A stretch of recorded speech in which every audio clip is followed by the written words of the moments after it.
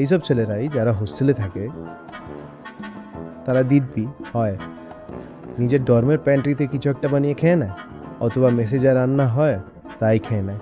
যখন তাদের বিয়ে টিয়ে হয়ে যায়, আর যদি অ্যারেঞ্জ ম্যারেজ হয় আর বাড়িতে হাউস ওয়াইফ নিয়ে আসে, তখন তারাই সব থেকে আগে জিজ্ঞেস করে আজ কি বানানো হচ্ছে। দুনিয়া সব থেকে বেকার একটা প্রশ্ন এটা। আজ কি রান্না হচ্ছে? আহা হা নবাব সাহেব বসো, বলছি কি রান্না হচ্ছে। তোমার যদি খুব সুস্বাদু খাবারই খেতে হয় তবে বাইরে গিয়ে খাও, আর বাড়িতে যদি রান্না করতে হয় তবে সাধারণ খাবার হওয়া উচিত। আর যার খাওয়ার ইচ্ছে সে নিজের জন্য বানিয়ে নিক। যখন এটা জানবে যে নিজেকেই বানাতে হবে, তখন সে 15-20 মিনিটের সহজ রেসিপি নেবে, বানাবে, খাবে, আর খুশি হয়ে নিজের কাজে চলে যাবে। 3 রকমের সবজি কেন, 2 রকমের ডাল কেন? একদিনে একটাই জিনিস না, পরের দিন অন্য কিছু বানিয়ে নাও। স্যালাড রাখো প্রচুর পরিমাণে। খাবারের 1/3 তো স্যালাড হওয়া উচিত।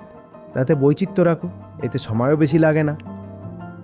একদিনে একটাই ডিশ হবে না, প্রতিদিন 5টা করে ডিশ কেন বানানো হচ্ছে? সাধারণ সবজি বানাতে, মটর, ছোলা, স্প্রাউট বানাতে কতটুকুই বা সময় লাগে?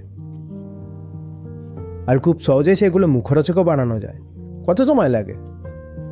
মানুষের জীবনের একদিকে তো ব্যর্থতা এইভাবে দেখা যায় যে আমি বেঁচে আছি খাওয়ার জন্য, আর অন্যদিকে নিষ্ঠুরতা আর বিভৎসতা এইভাবে দেখা যায় যে আমি বেঁচে আছি শুধু রান্না করার জন্য।